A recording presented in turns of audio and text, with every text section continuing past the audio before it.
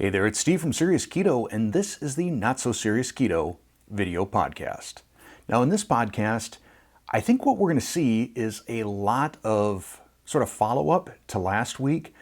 There were a few topics that still kind of needed to be tied down from last week, and also there are a couple topics that I got a lot of reaction from you, my viewers, on, and I think they deserve to be talked about a little bit more. So first off, I got the results back on my prostate biopsy. Now, my phone didn't ring for some reason when the nurse called.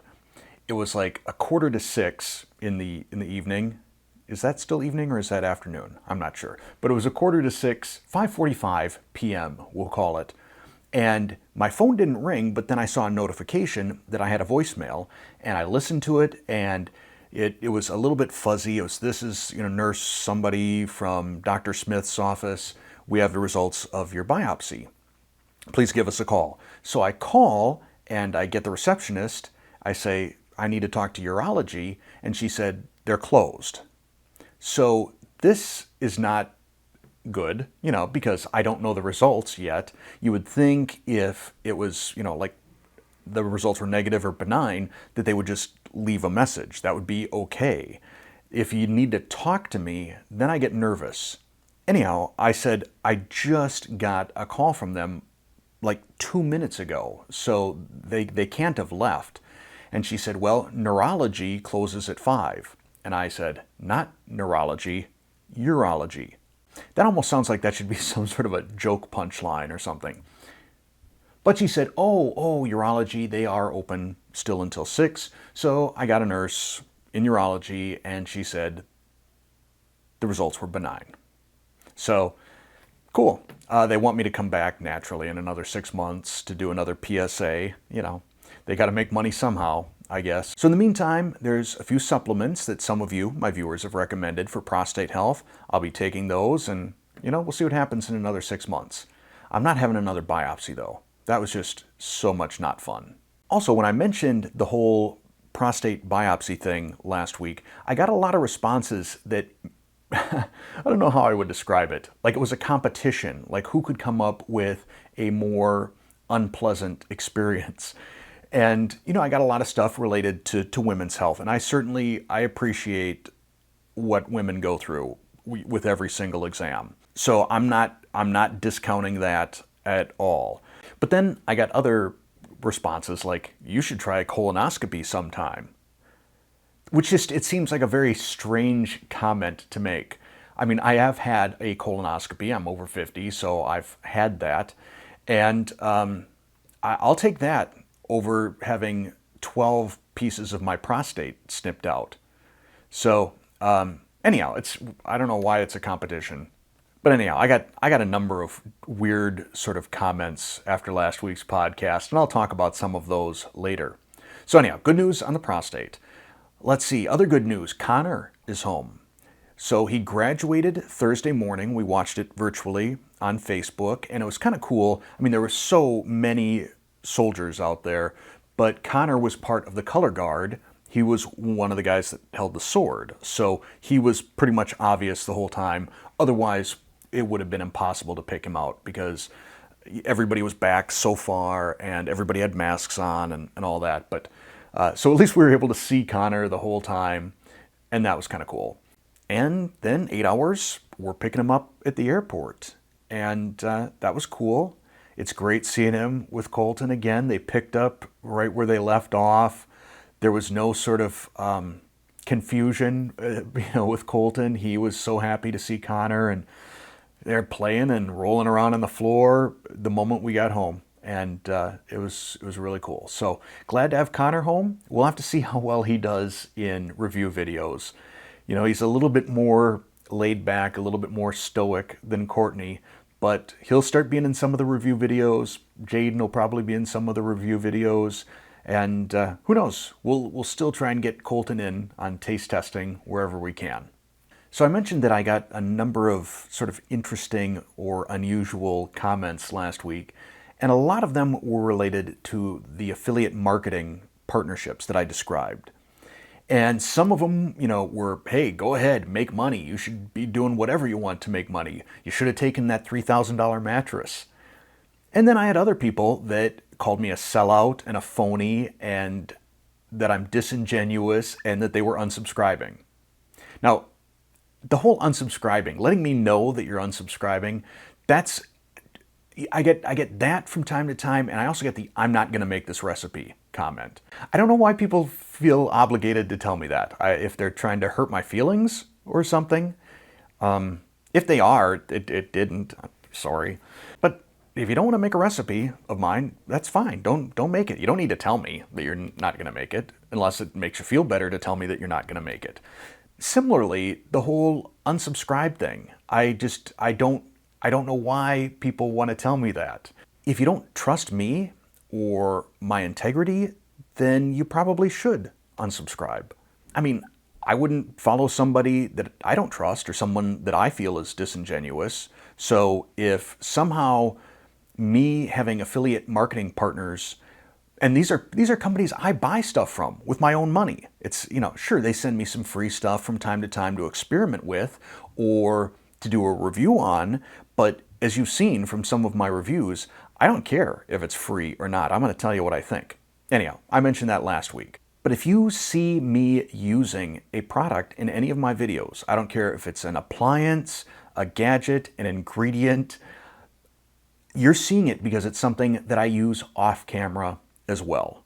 So I think that kind of puts a bow on the whole affiliate marketing thing. Actually, there is one more little bit as far as affiliate marketing, because I got an email from Maggie at Aviate Foods, the company that makes the lupin flakes or the lupini flakes and the lupini flour. And this is kind of cool, so I'm going to read this to you. Hi Steve, good morning. I hope you had a nice weekend. I just wanted to share a little story and to give a heartfelt thank you.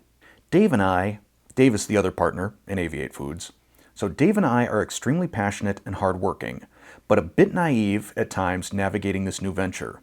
This past weekend, we were kicking stones like two sad toddlers, wondering why basically all of our sales had completely come to a halt. We are trying to spread the word authentically to anyone that may find our products beneficial to their health, but this was particularly strange on a weekend. Long story short, we were notified that someone had falsely created accounts in our company name and decided to put us in the adult category on Amazon. While we did have a laugh about it, it also really made us dumbfounded and sad that yet another person wanted to exploit what we had barely begun.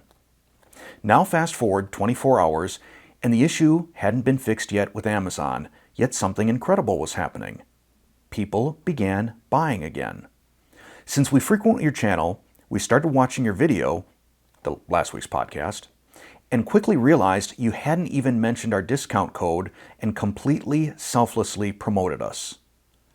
And then they say some kind of nice stuff to me, which will make me blush if I read. So getting that email really made my day, because I've got a real passion for startups, people that want to follow their dream. That's what I'm trying to do, is follow my dream.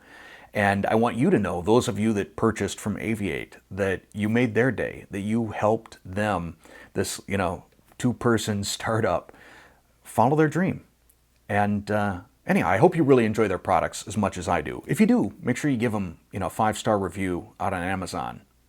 Another comment that I got a lot from people this past week, and it's not a comment that I typically get, but across the board, people were asking to see blood glucose tests on everything, from recipes that I make, to the Crave Bakery products, to these lupini flakes, old recipes even, recipes that I'd done a year ago. People are saying, did this spike your blood glucose?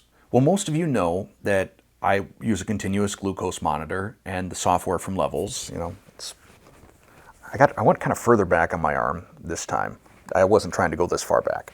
The only times that I'm going to share the results are if I'm specifically doing some sort of a blood glucose, like resistant starch experiment, for example, or if it's a brand new product, brand new ingredient, something I'm not familiar with and don't know how it's going to affect me, then I'm going to do it. But since it's monitoring continuously, and since I look at it throughout the day, because I'm always just sort of curious, I will see if there's any sort of a blood glucose spike. And if I have a spike on a recipe that I'm making, I'm not going to make a video out of it. I'm not going to share that recipe. That would be, that would just be wrong. And if it's a product that all the ingredients look familiar to me and I know it doesn't affect me, I can always take a look at it after the fact. But in the case of Crave Bakehouse, for example, because some people asked about that, I recorded that video back on February 17th. Hey, buddy. Hey, buddy. Hey, buddy. I recorded that video back on February 17th, and at the time I started the video, my blood glucose was at 86.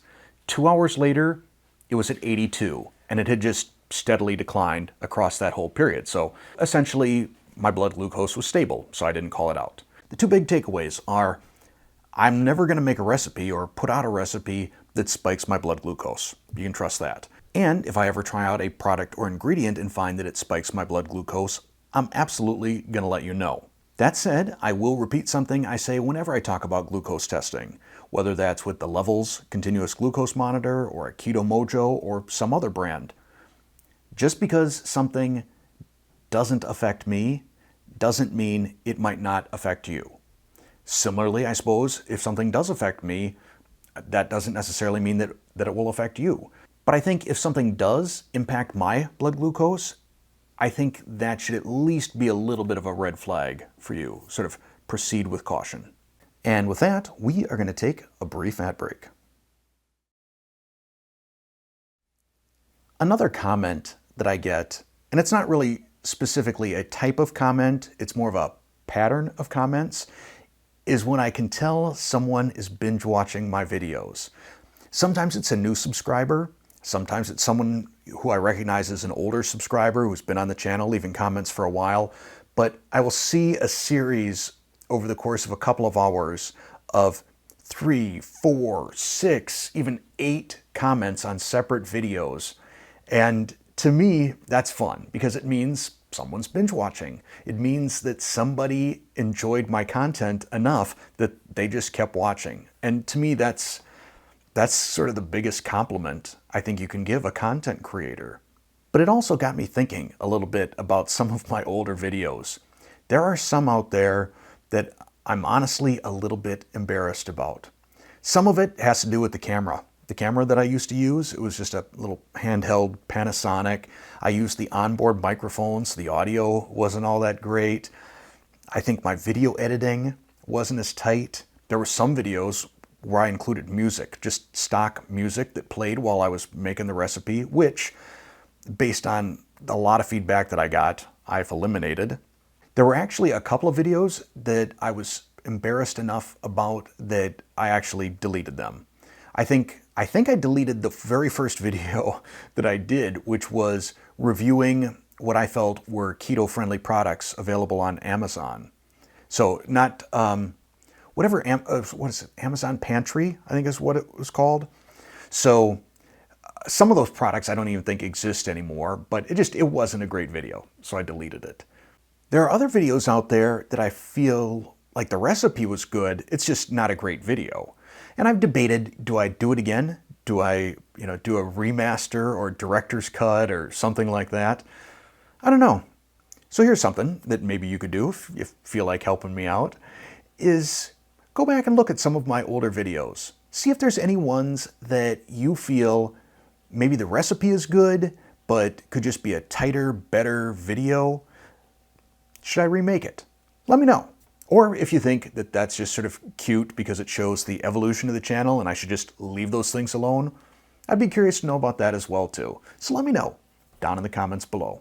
One of the things that I find really interesting when I do these podcasts is sometimes I'll throw out a little something. I wouldn't call it like a throwaway statement, but it's just sort of an aside. Like I'll mention that, I smell cigarette smoke. And then I get dozens, if not hundreds of comments of people saying, yeah, I smell phantom cigarette smoke too. What are you doing? Did you have COVID or this or sinus infection? What are you doing to try and cure it? Or let me know if you figure it out. And last week when I was showing my weekly Fat Steve pic, I just sort of casually mentioned that I feel that I suffer from body dysmorphic disorder. And I got so many comments from all of you saying that you experience it too. And it got me thinking that it's probably a topic that's worth more conversation. So first off, I think it's important for us to recognize that I don't know if I would call it irrational, but there's something not right about the way some of us see ourselves. And for me in particular, when I was heavy, I didn't see that. I didn't see that in a mirror. And I think I kind of ignored it in pictures also. But when I looked at myself in the mirror, I didn't see somebody that was 50, 60, 70, 75 pounds overweight. I just saw me, and I just sort of, I don't know. I don't know why I didn't see Fat Steve in the mirror. And now when I look in the mirror, I kind of feel like I'm looking at a Fat Steve. It's just, it's a weird thing. And I'm trying to figure out why that is. And I think part of it is I just didn't care back then. I think maybe part of it was I was not a very happy person back then. And one of the few things that gave me happiness, well, there are two things: food and alcohol mostly. So there's a whole lot of beer drinking and a whole lot of eating. And to me, everything else was kind of secondary. I didn't care that much. I didn't really care, I guess, how I looked. I didn't even care that much about how I felt, so long as I was continuing to just eat and drink and derive happiness from that. So I think that is maybe a little bit of it for me. I think also part of it is once you start transforming yourself, you become a lot more aware and probably a lot more critical as well. At least I do. So as I look in the mirror, and even though I'm making progress, I'm not thinking about the progress that I've made up until this point. I'm thinking, what's the distance to go before I hit perfection or my ideal state? And that's also a wrong way to think. We should be celebrating what we've accomplished. And I just love reading the accomplishment stories that you share, whether it's weight, whether it's telling me about the drugs you're off, whether it's telling me about your improvements in your A1C. These are the things we should be focusing on. The way our bodies feel, getting rid of inflammation, not focusing on, is there a little bit more that we need to do to hit some sort of ideal and potentially even improbable physical state. I mean, I'm not going to look like a Hollywood star. I'm not probably going to have six-pack abs. I carried around a lot of weight for a long time, so there's going to be some extra skin, hanging out down here and on the sides. One of my viewers said, I look at that extra skin as sort of a battle scar. I've won the battle with my weight and with my health, and this is my scar. This is my reminder of what I've accomplished. And I think that is a very healthy way to look at it. I think sort of the last thing that might be why I perceive myself as fat when I'm looking in the mirror is when I was heavier, I was round. And round has, I think, a better look to it than saggy, which is what some things are on me now, especially this. I got this little skin apron that kind of just runs around me. It's this deflated tire now. It was a spare tire. Now it's just sort of a deflated tire tube that's still there. And maybe over time with fasting and autophagy, that'll gradually go away. But like I said, I feel that this body dysmorphic disorder, I really didn't give it much time at all last week. It was just sort of an aside. And it's something I wanted to talk more about, at least explain why I think that I experience it. Now, if you've got reasons why you feel you experience it that are different than mine, I'd be curious to hear about that, as well as any mental strategies you may have employed to get over it. But this sort of dovetails into, I think, a broader topic, which is the topic of shared experience. Now, I realize I'm getting way away from keto on this, but I think lots of times when we're feeling down, when we're feeling depressed, when we're feeling alone, we're not really alone in our experiences.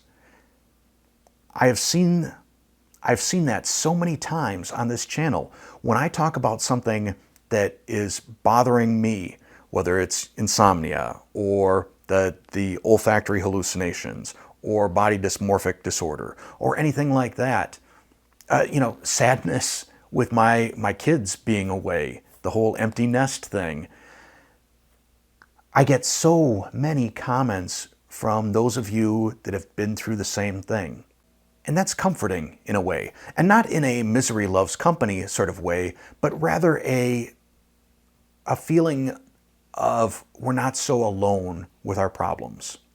We all have problems. We all have very similar problems. So it's something I try and remember whenever I'm feeling down, when something's bothering me, that I'm not alone with this. There are countless out there, you, that also have experienced the same thing or maybe are experiencing the same thing. And there are so many people that have been through that same experience and come out the other side, which means we will too if we're experiencing that thing. I'm not sure how well I articulated that. It felt really zen in my brain, but as it came out and my ears heard what my mouth said, I'm not sure that it seemed nearly as zen as it did when it was just sort of this amorphous thought in my brain. But back to the topic of Fat Steve pictures. Here's the last one that I'm going to share prior to my 53rd birthday. That is from 2016, and Courtney and Connor and I are in a sauna. And by 2016, I'd hit a point weight-wise where I didn't want to have my shirt off at a beach or a water park. So I had one of these, I don't know what they call those, wet shirt or something like that. I felt that it had a slimming effect, that it kind of, tightened up across here and down here a little bit, but clearly not as much as I thought, as you can tell from this picture. And that was still probably about 15 pounds away from my heaviest weight right there. So I guess this also then ties back to the body dysmorphic disorder. At least now I can remind myself that I don't need to wear a shirt to look like that. And lastly, we have last week's Easter egg. It wasn't so much an Easter egg for most of you, it's just for one person, my mom. It was this dinosaur here. It's not Barney. Some people guessed Barney. Some people guessed Rex from Toy Story. No, this is actually a hamper, but instead of using it as a hamper, my grandson uses it to store all his little plastic balls. But I thought my mom would get a kick out of seeing this in one of the videos. And that is going to be it then for this week's podcast. As always, thanks for listening or watching.